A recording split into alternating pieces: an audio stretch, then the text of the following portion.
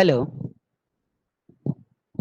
a warm good evening to all of you, and I hope all of you are staying at home and safe and healthy.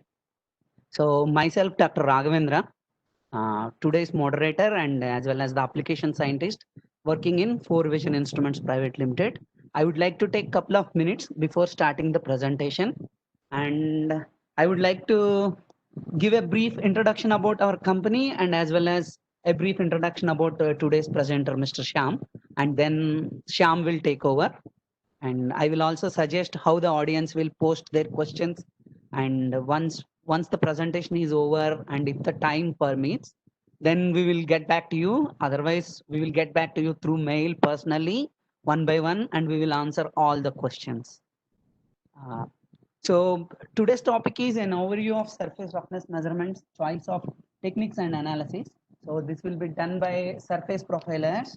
Besides surface profilers, Four Vision Instruments supplies several types of scientific instruments to the research community, like atomic force microscopes and optical profilers, which are made by Bruker. So we are the Indian channel partners for Bruker, as well as we also supply electron microscopes like scanning electron microscope and transmission electron microscope, which are manufactured by Hitachi Japan. And we are around 20 people working in 4 different major metros like Bangalore, Hyderabad, Kolkata, and Chennai. And all our engineers are well trained and well experienced to assist the customers. And our company is leading this scientific journey for the past 23 years. Recently, we have celebrated our 23 years, 23rd anniversary of the company establishment. And we are still hoping to help the research community by providing the super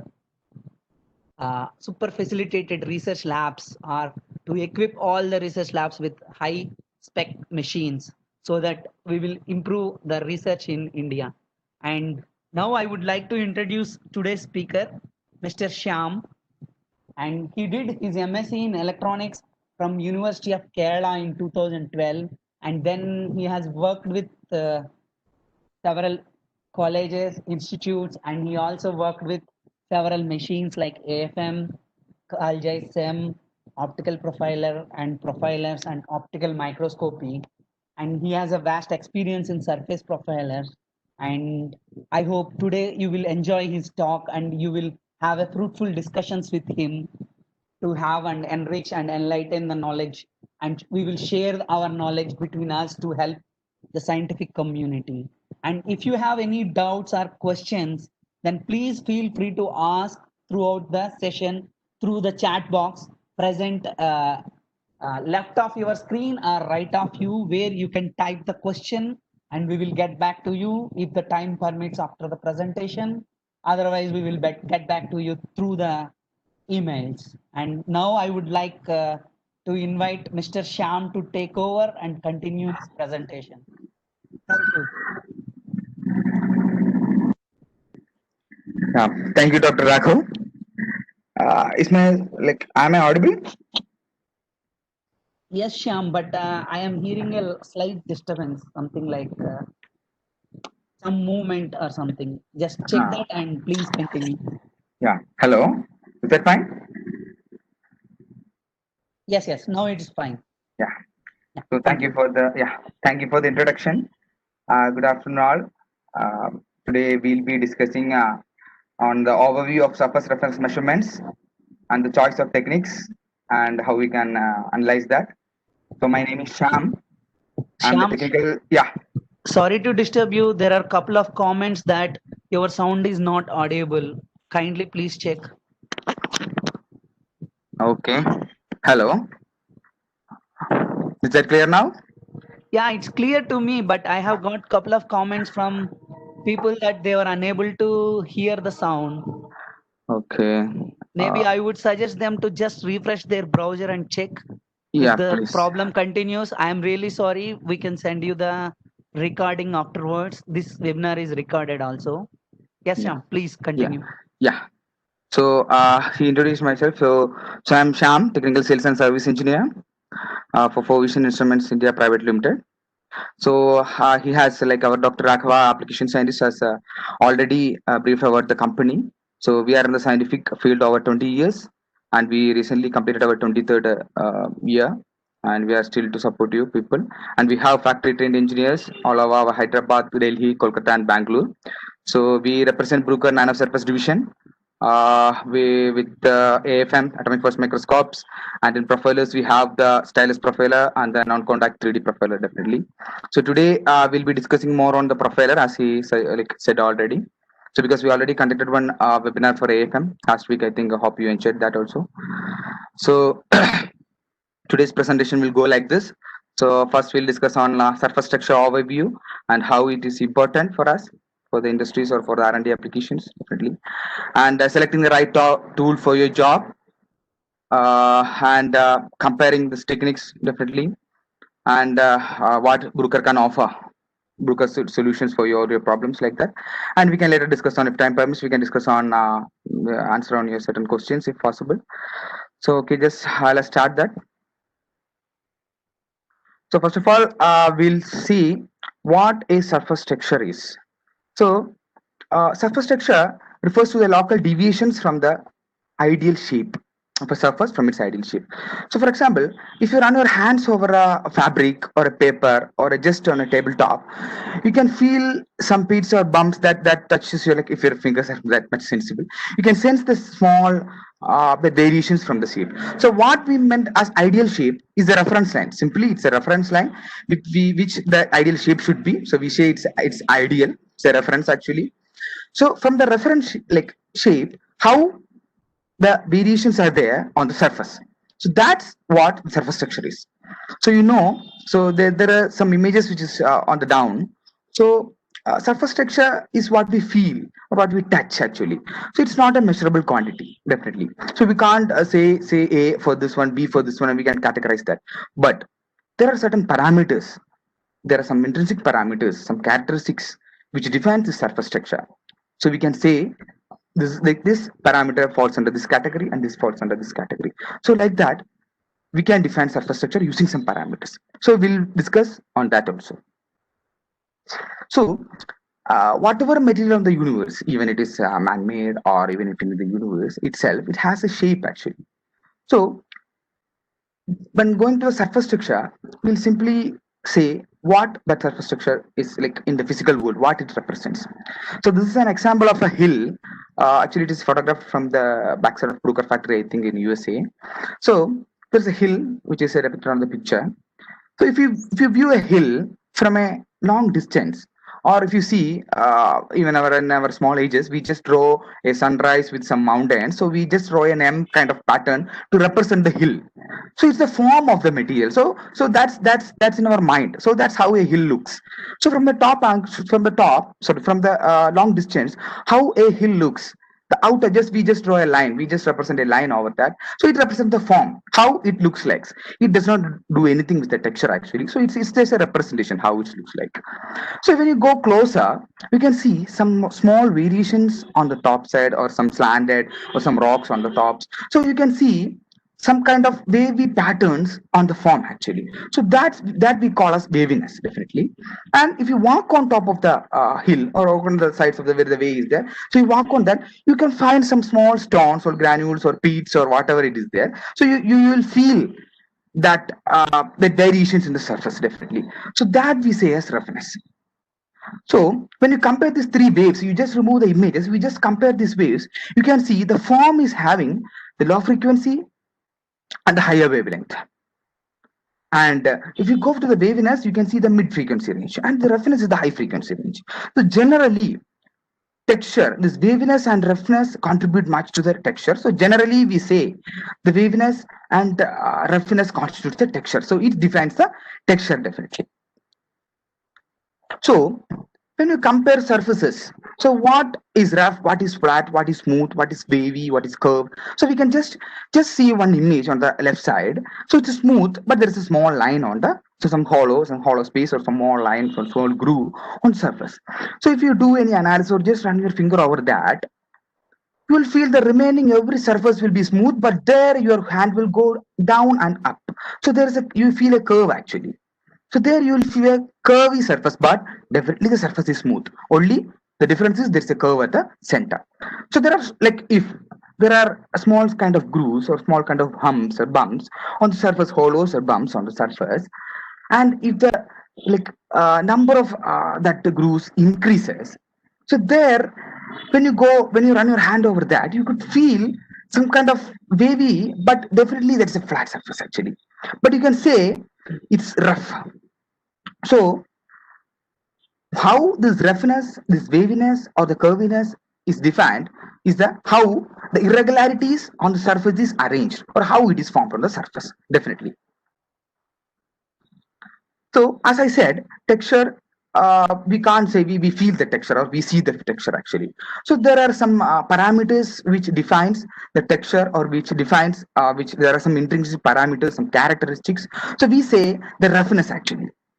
So for a 2D profile, 2D means just a line profile. You can see here, uh, for in a sheet of paper, you just run your hand or you just draw a line, and we consider as a small area, small line. So there you're moving your hand from in one direction, and you will feel the irregularities even in that, like it is pushing you up or it is pushing down. So there will be two axes. So that's a 2D domain which I'm mentioning here. So that's just the 2D profile of a surface, anything under a test. So we are testing a small length, and we are getting this kind of a pattern which shows the surface irregularities. So from here, from the reference length L, we are calculating the average roughness. So anyway, why this average roughness means, this is a localized technique. It can't say the entire what's the entire technique, entire range or entire reference. It can define the entire reference. Definitely, it will be the area under consideration. So if you want to get a more optimized data, you need to repeat it at several spaces. You can conclude your surface should be that much homogeneous or that much same. So how this average reference is simply the mean of these variations. You sum up this variation and take the absolute value and take the mean. So that gives the average reference. It's a simple mathematics actually. Then when it comes to some 3D means the line profile, the 2D is not enough. So there are I will define briefly later on. So I'll tell you there are more parameters which we can analyze from this roughness or this texture. There are lot of parameters that I'll define. So if you consider a block of concrete or a block of fabric or a piece of fabric, so there you take a particular area and you run your hand over that, or you run any experiment or any profiler over that. You can get it will move on the x and y direction, definitely. The axis is here, so x and y direction definitely, and at every point you will get some z, or there are some regularities, some like bumps and valleys or hills and valleys, wherever it is depending upon the surface. So when taking average roughness for a area, the surface area, so the average roughness for an area gives the arithmetic mean, definitely by considering the x and y, the variations in the x and y direction, definitely the absolute value and the taking the mean. So it's a simple. So this gives the average roughness for a 2D profile and a 3D profile. So for different particular application, if you want we just want to know how rough your sample, we just want to know just a value, you just leave you just need a 2D profile only, you just run a 2D profile and you just go with the RA. So the average reference in the 2D domain. But if you need to study some functional properties, so how your sample behaves to different environments for different applications, so at that time you should consider definitely the aerial reference or the 3D surface reference, definitely. So when coming to this, in any machine or any tool, you study roughness, you'll come to know you'll face to face with this kind of parameters. I just brief what are the parameters. Definitely RA, we mentioned it's arithmetic average. So from the peak you can see that's the arithmetic average deviations for the whatever the assessment length L. There will be a cutoff filter where we can in any tool there will be some cutoff filter to remove the extra whatever your surface or the external noise, whatever it is. So you can keep a cutoff filter here if you know the maximum roughness of your sample. Okay. So then RQ, definitely it gives the absolute value, effective value we say. So that's the root mean square, definitely for the root mean square of the average. And the RP, definitely from the mean line, how up it goes, how the maximum highest point of the reference on the up of the mean line, and the RV definitely below the mean line. And there is another term RT also, which is the difference between the top point and the last point. So I said the 2D parameters is not enough, definitely. So why? Here, for your reference, we have calculated the 2D reference for the red line and the blue line. So for the perpendicular, like it in two directions actually, in the horizontal and vertical scan, just for the reference, you could see from the graph, and you can analyze from the values. So these are like entirely different. The difference is too much. So that's why I said it's a localized technique. And if you want to know the exact parameters and if you want a realistic value, the 2D parameter will help you to up to some extent only. Even this 2D profile will not give the neighboring points information, definitely. Otherwise, you want to repeat it. The line scanning, you want to repeat it on and on. So the S parameters, whatever we are mentioning, the 3D parameters or the area parameter, whatever it is. So that helps you identify the entire surface under consideration and also the functional parameters which helps in certain applications in how it responds to different environments. We'll discuss on that. See, there are two images you can see. As I said, this two images is having the same SA or RA. Is having the same reference, average reference. If you consider the peak fills and all, and if you take the mean, these two images give the same average reference. But functionally, they are different. Functionally means what? How it responds to certain environments. So how this sample or consider it's a metal surface. So how it can use for different applications. So how it responds to different environment. So that defines the functional parameters definitely. So simply that's what mentioning. Simply this RA or this SA will not give you the exact information what you need. So the 3D aerial parameters, or we say the S parameters, so they're designed to capture the differences, means the functional differences in a quantifiable way. So these are some of the applications where these parameters are essential, or how is it much evident in that. So these S parameters definitely they're classified into, or they can be categorized into amplitude, spatial parameters, hybrid parameters, and definitely functional parameters.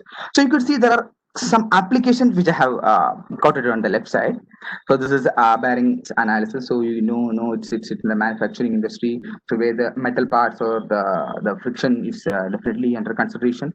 So here this amplitude parameter, not only the reference, but the amplitude parameters are much evident to be considered. Because why this is because like even for R&D or manufacturing process, we should follow some standards.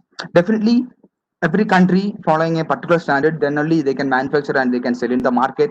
So there are standards like ISO is there, and American Standard Code is there. So depending upon the certain like standards, so it should satisfy certain parameters. So there are certain parameters. So for that, they simply don't depend on the SA or RA values. They'll go deep and study this functional parameters definitely. And this functional parameters differentiate not only the surface finish, definitely we say it's not only the reference, but I said it can define functionally how it works. So we'll come back to this after the next slide. So you could see these are the 3D area, these are some of the 3D aerial parameters which are mentioned or which are very much evident in analyzing a 3D profile. So we'll go like briefly. It's a different technique, but I can brief you some of the parameters. So first we'll consider the amplitude parameters. As the name indicates, it's just the height parameters. So for example, this SA, we have already seen that it's the arithmetical mean deviation, or at the, like whatever the area at average reference and SQ is the root mean square, and this SKU is the kurtosis. It's something like the tailoredness of the wave. So on different standards, how the entire sample, somehow the entire height is distributed over the surface. So it's moreover like a histogram when you it's spectroscopy. So some kind of things you see definitely. So that information, so this a particular synonyms SA, SQ, SZ, SSK, SKU. So these parameters will be having a particular value, and the particular value will be giving a particular meaning or particular standard how the sample behaves. And coming to the spatial parameters, it's like it's autocorrelation related functions. So for example, I can say this STD is the texture direction. I can explain. So if you see some thread, the cotton thread which we buy for stitching and all, you could see that the thread is arranged in a particular manner. For example, I am saying thread is arranged in a particular manner. If you run your hand over that, if you see that there's a particular texture and the orientation is, you can see the orientation, either it is left, right, top, bottom, or there will be an angle of orientation. So this STD value definitely gives the orientation, how the texture is oriented over the surface. So that parameter is evident. So when it comes to the functional parameters, so definitely it's the Abbott curve. So Abbott curve is when two metals are in contact, it comes in the bearing analysis. So it's a, as I said, it's a different. Definitely, it will be a big topic. So I'll just explain. So how these functional parameters? I'll quote you with an example. For example, if you consider this SVK, so this SVK is reduced peak height. Definitely, we say it's a reduced peak height. And sorry, SPK, yeah, SPK is the reduced peak height, and the SVK is the reduced valley depth. So this is definitely depends on the local variations from the core actually. So core means if you see for a machine parts, if two metal surfaces are in contact, there will be some area which is in non-contact with the surface. So definitely we need to identify that. Definitely for automobile industry, we are applying lubricants to this kind of some two metal parts which are in contact, even in piston and all. We are applying lubricant. So there should be some addition. There should be some space for this lubricant to hold to hold there, because the vibrations can be, sorry, the friction can be reduced, or it can be optimum. So this SVK is the reduced valley depth where the fluid will accumulate when applied. So see, so this functional parameter will be giving that kind of data. So it's very important when like you do a 3D aerial like analysis for an industrial application, even for R&D, for manufacturing. So everywhere, so this gives much more. Much more means in the level, much more information, meaningful information, how this behaves. So then last, like we discussed like hybrid parameters. So it's nothing like it's combined height and spatial parameters. It gives the gradient actually, how the angular or how like due to the texture, how much surface area is contributed by the texture. So it gives that kind of value. So even I have explained only like like 1, 2, 3, but these different parameters have different values and different meanings definitely. So doing a 3D and getting this kind of parameters is very much important in analyzing a surface structure and its application. So then we'll go here. So you see, so amplitude, this field parameter is evident, much evident in all kind of electrical thermal, sideways, joint stiffness, friction, everywhere. And spatial also is much evident, and it is showing some evidence in somewhere. And reflectivity, hybrid parameters, functional and this amplitude and function, you could see this amplitude and function is it's much evident in every application you use today. So as we have explained, why surface structure is this much important, even from the R&D to the manufacturing or industrial kind of application, we need the surface metrology, or this how the surface looks like. So this is a paint finish. You could see this is a orange peel effect on a painted surface. It's on a automobile industry. It plays an important role actually. So even an Audi or like in high-end cars, what they do is finally there will be one test.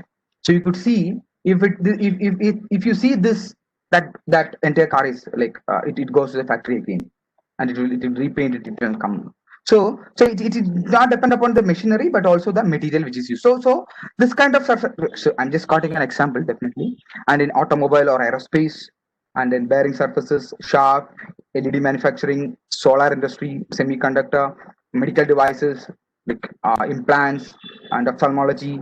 So wherever it is there, even in the semiconductor, in processor and chips, and a small fault can damage the entire system. So this surface metrology plays an important role. So identifying a surface structure is more important in any kind of field and application. So you understood how, like you know your surface structure, and you should use a right tool to analyze, like you get the correct data. And Bruker solutions I have mentioned, like shown here, AFM, optical profiler, and Silex profiler. Definitely these are the Bruker solutions for you.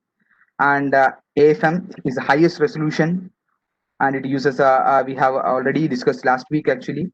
So along with the surface morphology or surface roughness, it gives more data with the multiple modes of operations, which gives electrical, magnetic, and some compositional information, even mechanical properties also. So that's AFM. And when it comes to optical profiler, it uses a non-contact technique. Definitely, it uses light, it uses interferometry technique, and it's high speed, and it gives a surface texture roughness. And when it comes to stylus profiler, it is the best in the market. It's a high measurement repeatability surface profiler, which gives a 2D profile in no time. It's high speed, like foolproof system, and we use it for thin film measurement, stress, surface texture, and all. So we'll today we'll focus more on this optical profiler and stylus profiler definitely. So choosing the right tool, you should think of where your surface irregularities or where your surface texture or where your sample falls in this category. So you could feel an optical profiler, you can map up to 10 mm of feature height actually. So you could keep samples up to 10 mm, you can map up to 10 mm height, and you could see from micron to centimeter range, you can see the data resolution definitely. And definitely SEM, it can go from the nanometer range to micron definitely. And the maximum is less than 10 mm for SEM, and AFM, it will be sub nano, and it can go up to a few microns. And stylus, it depends on definitely the lateral resolution will depend on the stylus which you use, and it can go up to few microns and less than few step height actually. So understanding which tool to map your surface is very much important. And if you compare, so as you said, every technique has its own pros and cons definitely. So as I said, the spike light interferometers are very fast, and in no time you can get the results. But if it uses light, so difference in the optical properties can create some problems definitely. And if the sample is too thin, means that can be also be a problem for an optical profiler. And if you go to an AFM, it gives you sub-nanometer resolution definitely, but your vertical range is limited and the X-ray range is limited. If you have big samples, it is difficult to map in an AFM because it will not give that repeatability. But if a stylus profiler, how much big your sample is and how fast you need the data, 2D profile it will give you in no time, but 3D mapping definitely is time consuming. And it's a contact method definitely. So if it is too delicate, your sample is too delicate, means it can sometimes damage your sample also. So choosing an equipment or tool is very much important. So as you know, we have already discussed atomic force microscope. A sharp nanometer probe is scanned over the surface, detecting the current or the constant, like in the near field, current, force, or light, whatever it is, and it is going to it is captured by a detector definitely, and it gives a and the small vibrations are captured using the photo detector and this piezo detector. So small vibrations in the nano and sub nano range are converted to images. So here you can see a 2D image of a ceramic sample, I think. So this is AFM. We have discussed a lot with AFM, so I'm not going deep on this AFM actually. So a stylus profiler, as the name indicates, it uses a stylus to scan over the surface definitely. So it resembles a fingernail test which was used in the later 1940s actually. So you just run your, even in car industries, even in Ferraris and this one Audi and all. So there is one person on the like production line on the end. There's a person who runs his hand over the surface just to see how any bumps or any texture or any dust, anything is there. So it's simple like a fingernail test, but with some certain electronics and computer definitely. So it gives the surface morphology and it gives the reference properties and also the stress and state parameters, anything you can measure using a stylus profiler. So as the name indicates, it uses a stylus actually. So it uses a stylus and it is engaged to the surface with a particular force, and it is attached to a pivot and it will go to the main sensor. So this sensor is called an LVDT, linear variable differential transformer. It's a different kind of transducer. So it's a foolproof technology. So you can see this core is suspended here with a frictionless operation, and when your stylus moves, this core will move and current will be induced in this transformer, and it is this electrical signals is converted to image using image processor softwares and electronics. So this is a foolproof technique, because why I say this means, so this is friction-free operation. This is suspended actually. This is a friction-free operation, and this is a low inertial sensor. So, and it is very dynamic in operation, and even small vibrations can be correspondingly converted to electrical signal without any fail. So this environmental, this, so if used under like pakka conditions means, so this will go up to a lifetime, because the sensor, like life we say, unlimited mechanical life we say. So this is the core sensor technology of a stylus profiler which Bruka offers. Sorry. And our model is called as DECTAC XT, the surface profiler, and it is having a single arc design. You can see on the right side, it's an arc design. You can see that the stylus is suspended, is somewhat like suspended, and it is free from environmental noise, much more than a fully connected system to the body. And we have a belt drive design for a motorized system, and it's not like a shaft driven, it's a belt driven system for better lateral precision for the movements. Definitely this is the main option, that is glass optically flat reference. So for any surface measurement tools, where you keep your samples is very much important, because it's not only the anyway the machine, like in the surface profiler, is scanning away surface, but if you keep your sample on a surface which is not flat means, it will definitely affect your sample surface. Definitely it will give you a roughness, or if you give you your sample will be tilted and you will get wrong information. So using a flat reference to keep your sample, it's called the baseline. Definitely it's called the baseline stability. So where you keep a sample is very much important, and we offer a lambda by 10 stability. It's polished over the roughness of lambda by 10, so it's in a few nanometer range. So it's ultra smooth where you keep your samples. So that's why we get a better repeatability than 5 angstrom for your even if you run it some 4,000 times. So you get better repeatability for a DECTAC XT. It's a number one in the market actually. And as I said, it's better than 5 angstrom repeatability. It's 4 angstrom repeatability. Definitely for hundreds of scan which you have done. And when using a stylus profiler, the lateral resolution is definitely dependent on the stylus radius. But depending upon the definite, like the specific standards we use for manufacturing purpose, the ISO and ANSI, whatever it is, the optimum or the apt angle of orientation for this tip manufacturing is around 60 degree. So you can guess high aspect ratio for the tip and whatever depth is. So it's explaining from the image itself, you can easily identify that. So you should keep in mind that how much smaller your sample lateral parameters are. So that kind of tip you should use. So for a tip with irregularities like less than 2 micron, if you use a 12.5 micron radius means you will not get any right information definitely. So that you should keep in mind. And also the data point density. So as I have quoted on the first, when you run your hands over a sample, or when you take some data, so how much data you capture on the go, so it defines how close is you to the real value. So the more data points means definitely it will take more time, but you will get exact data. So the DECTAC XT offers a 120K data points per scan, and you can see the data point density like 0.003 microns per data point. So how much close? So it will give a high resolution image along with the accurate presets or accurate surface texture or roughness. And then discussing about the advantages, definitely we have quoted that it's excellent measurement repeatability. Even in a long run, it gives a better repeatability definitely, and it can resolve thin films below 50 angstrom, and 3D stitching capability is there if you use a motorized stage. I said 3D will take some time, but definitely you can use 3D stitching capability, and 200 mm stitching, and thin film stress measurements you can take.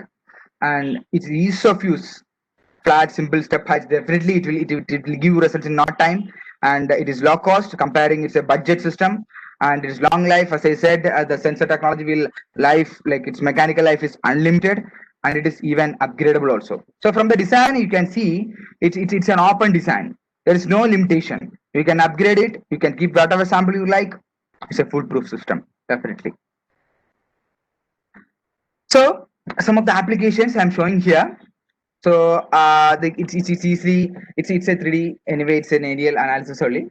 So it provides the ability to quickly like it's an electronic part or thin film in wafer surface actually. So when you run our surface for thin film inspection, any fault is there or any breakage is there, you can easily identify using a DECTAC XT surface profiler. Even it is a nanometer scale, you can use. We have up to 200 nanometer radius styluses.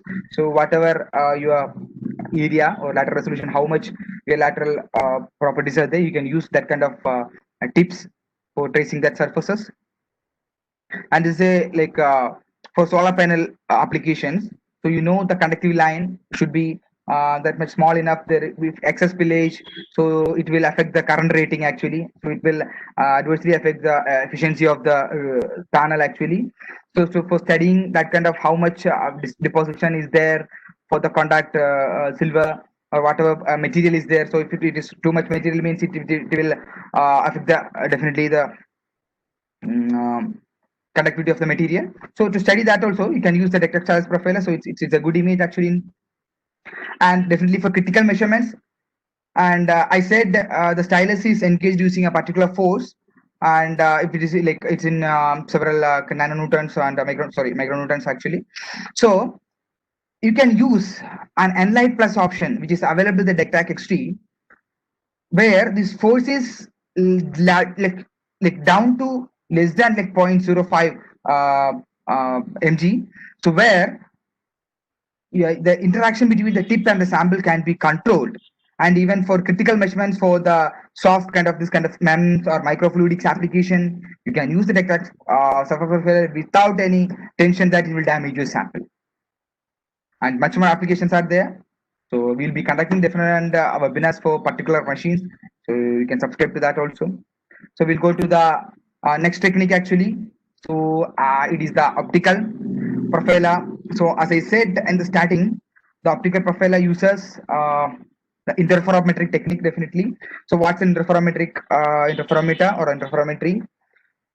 It's an optical device that a beam of light is excited from a particular source, and the different beams travel. I said these are the wavefronts definitely. So this travels in the two different waves or in the different directions, and if they try to coincide on some points, there you can see some kind of interference. If they the path difference which they travel is too much means you'll see destructive interference, and if it is in phase means you can see constructive interference. So how you can identify means just by seeing the intensities. So this is an application where you see some rainbow patterns and the oil spillage in parking lot and all. So this is an application of the interference. So how an optical profiler is a combination of optical microscope plus this interferometer microscope. So it's an interferometer plus optical microscope definitely. So this is the how an optical profiler works. So here is the source, and here is the beam splitter. So a source of light is falling on the beam splitter and is split into two halves, two identical waves.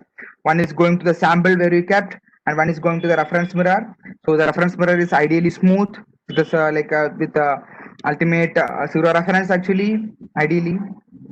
And when the reflected beam comes to the beam splitter again, and will combine, and they will form the interference, and it is captured to the CCD. So when it interfere, you can see a interferometer interference pattern, so which we call as interferogram actually. So for different surfaces, if it is regular means it will be good looking, and if it is your surface is too rough and it is reflective, like whatever the reflective property of your surface is too it's too different in different places means your fringes or whatever interference pattern you see will not be good. So I'll show you how your interference patterns will be. So again, it will go to the CCD and it will convert to the image whatever we are seeing, and it will give the definitely giving the reference information. We will see how. So this is a setup. We say vertical scanning interferometry or white light interferometry, VSI, WLI. So we use a white light, which is a combination of all the component lights you should know. So it contains all the light. So the white light illuminates over the surface. So this is how a step looks. and we'll move the sample into the focus, and we'll move it up and down where it is coming, like going out of focus on the two directions, and we'll capture the entire surface during this motion, and this will compare with the whatever reference mirror image, and we'll go to the, it will create a reference pattern. From that the surface this is extracted actually.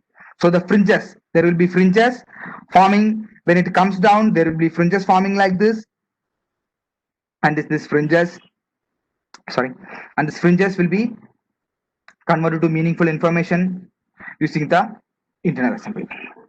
So comparing a stylus profiler and an optical profiler, the difference which you can see here is, so comparing a like this kind of a spherical surface which having an angle it's more than sloping angle.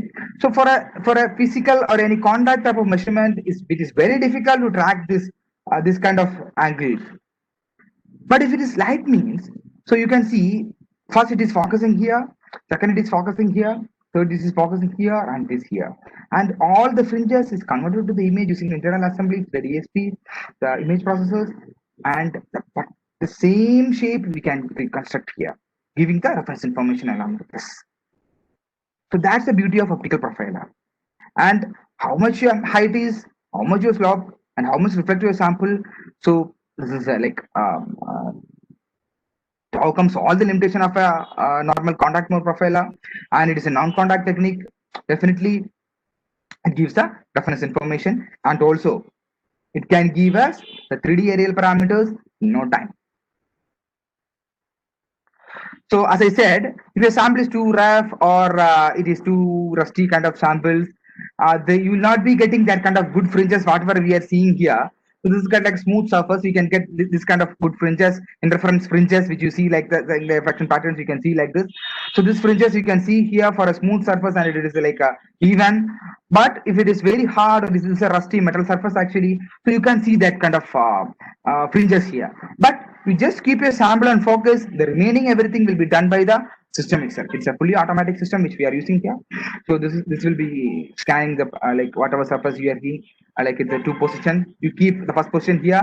So this is somewhat the height is varying here. So you just say this is a focus point. So you just leave the machine, and it will give you the exact image what the sample will look like along with the reference information definitely. So there is another technique also called PSI. So I'm not explaining much because it is another topic actually.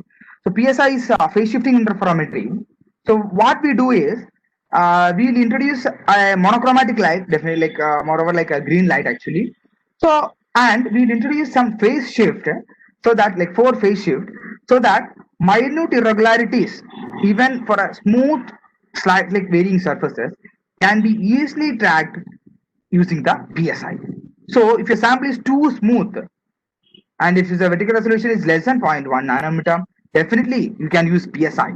But it uses a monochromatic light. But if your sample is too rough, you can't depend on the technique definitely, because the diffraction because the limitation of light diffraction by like limit of the light. So if it is too rough means you should use the white light interferometry. You can give up to 10 mm, like from 3 nanometer to 10 mm. You can depend on the WLI. If it is less than 3 nanometer, definitely you can use a phase shifting interferometry, and it can give you results in less than 1 second. So it is very fast actually. This is like comparison between WLI and PSI. So as I said, the vertical resolution in WLI, whatever it is, like you can map up to 3 nanometer, and in PSI you can go up to less than 1 nanometer, 0.1 nanometer, and the step or surface variations up to 10 mm definitely with the WLI. But if it is too smooth, small variations, you depend on phase shifting interferometry, and the speed the white light interferometry will take up to 5 to 80 micron meter per second. It will scan into that speed, but approximately 1 second you can get the complete PSI done. And the optical profiler is coming with the WLI and the PSI, so you can use whatever technique you need depending upon the surface irregularities or you need. So when coming to the applications, this optical profiler will be having like it's as I said, it's a non-contact technique.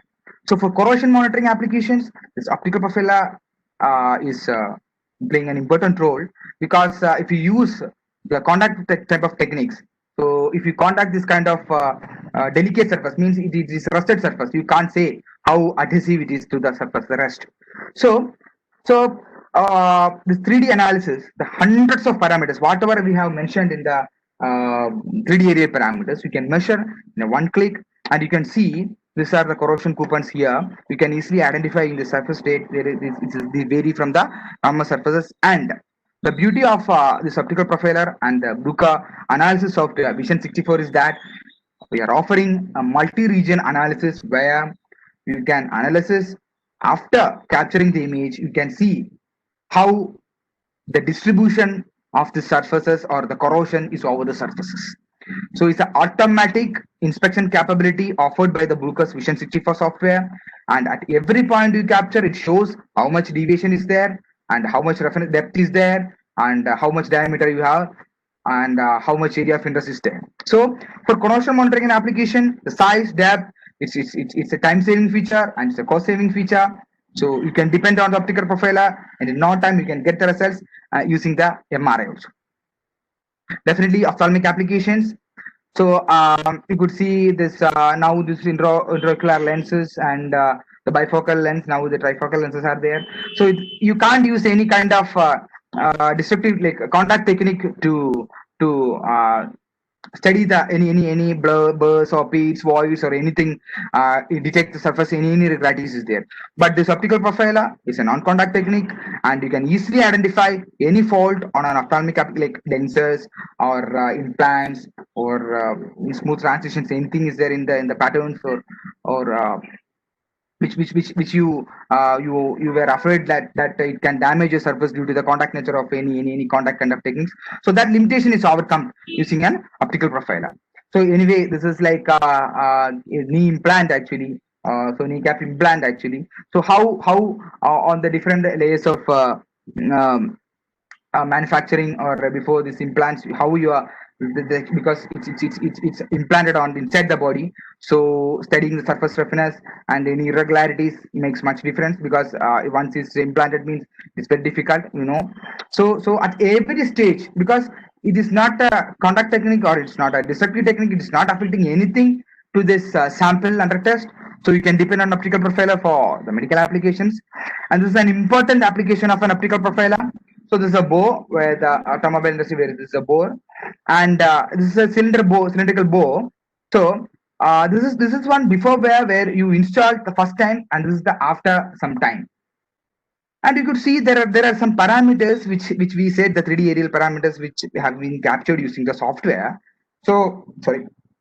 So this SBI is something like a bearing index, and this SCI is like saying the core fluid retention index, and this SVI is something like valley that's valley fluid retention. That whatever I am seeing that where this lubricant is trapped. So you could see the SVI, the value, because here it is mentioned that the SVI is showing much difference, means it can hold the lubricant much more. So the wear will be more when you install this again. So this is after some usage only, definitely. So after the wear, you can see the SVI drastically changed. So you can just replace the bore and you can keep a new one. Because if you keep this, it will end up in the disaster. Actually, this is a moving mechanical part actually. So for studying this kind of applications, it's a non-contact technique, and you can depend on. It's a foolproof technique, and it is very fast also. So these are some kind of definitely good images from the application gallery. You could see a skin, hard disk suspension arm, optical profiler, like this is an optical bits on a compact disc, and it is a fabric. This gravure roll which you use for paper printing and all, and it's a grasshopper eye definitely. And these are the models which we are offering under the DECTRAC XT range. We have the manual X-Y stage configuration. We call the DECTRAC XT, and this is the which one with the XY automatic stage with the theta also, and it can accommodate up to 8 inch wafer vacuum chuck. And as I said, it's a single act design, and it is incomparable to any of the manufacturers, because it gives that much repeatability and upgradability option, and it is easy installable even with you seeing the handy training videos actually. So this is how it's look like using an acoustic enclosure. So as I said, these are advantages definitely. Dynamic response of the LVDT sensor technology, and the baseline stability using a lambda by 10 reference where you keep your sample, and the advanced ARC design, and you can customize, you can upgrade, electron upgrade, and you can choose whatever customized option you need. And it's from the Bruker, which is in the leading for more than 40 years actually. So like coming to the optical profiler, we name it as Contour actually, and we have the Contour Elite here. It is a high fidelity color imaging and live image acquisition system, and we have the industrial application NP-Flex here. So as I said, it's interferometric objectives, and it has the 4 or 5 object turret where you can keep your objectives here, and the principle anyway you are familiar with as a high instrument, and uh, with the multi-region analysis, it is very much good that you can analyze the huge area or whatever it is. The software does that for you. You don't need to say this is where I need to map. The software does that by comparing the references of the different sites using the Vision 64 software. The high stability, space efficient footprint, definitely you can see how cute this machine is. And definitely the Vision 64, as we are using the light, definitely the accuracy and signal to noise ratio will be the optimum. So this is how we wind up. So understanding the surface texture, as I said, for what surface texture is, you need to understand that, and accurate assessment of the surface profile by choosing the proper tool makes much difference to your research and manufacturing actually. So Bruker has high-end solutions for you for high-speed operation, even if it is high-speed operation or factory environment with accuracy or sub-nano resolution. Anything, Bruker has high-end solutions for you. So that's it for about the profilers and the overview of surface reference and the tools. So thank you. Thank you all.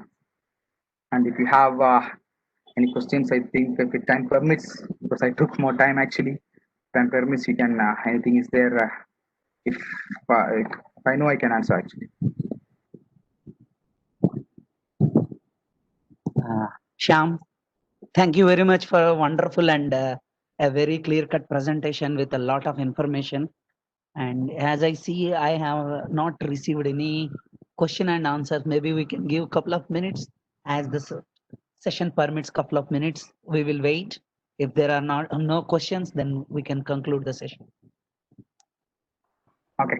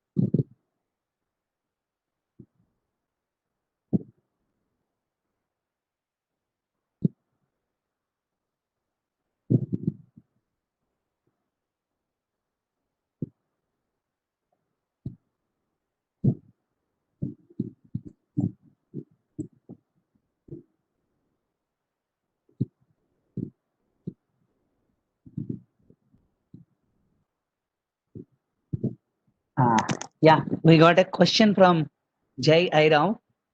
What is the maximum dimension of the specimen which we can mount on this profiler?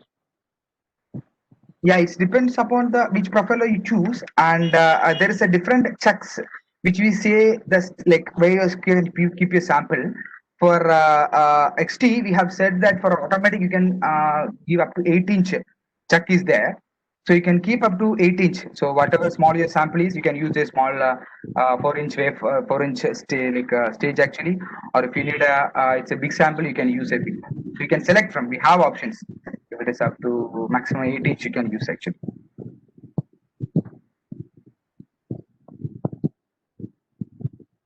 Okay. Yeah, maybe You can say like GTK, what is the maximum size and what is the profiler maximum size maybe?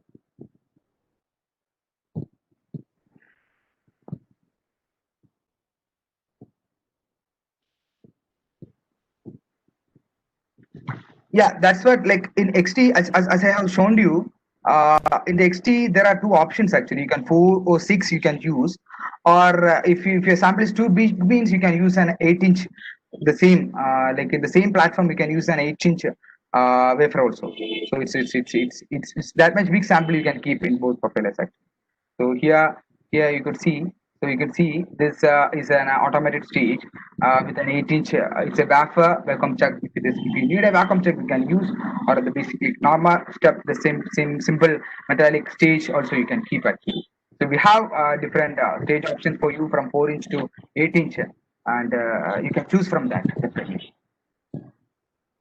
Yeah, so we can say that 8-inch is the maximum dimension of the specimen we can mount on these profilers, right?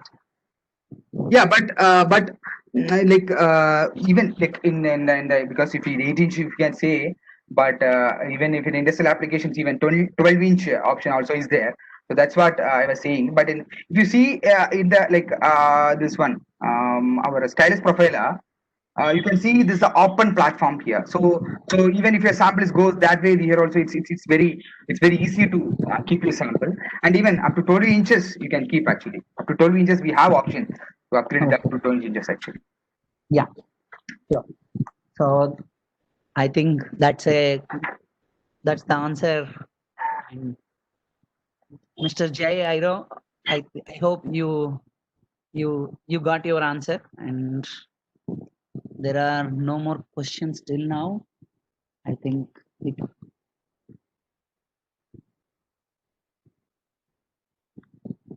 we can safely conclude this session.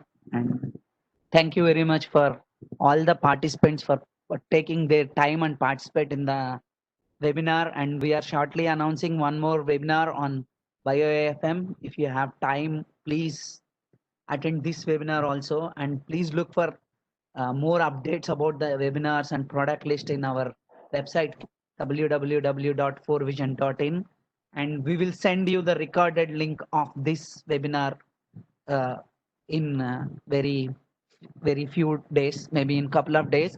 You will get a recorded version of this webinar to you through the mail. And once again, Mr. Shyam, thank you very much for the wonderful presentation, and thank you very much for the audience for their valuable time in participating this webinar. Now I am concluding the webinar. Thank you, one and all. Thank you.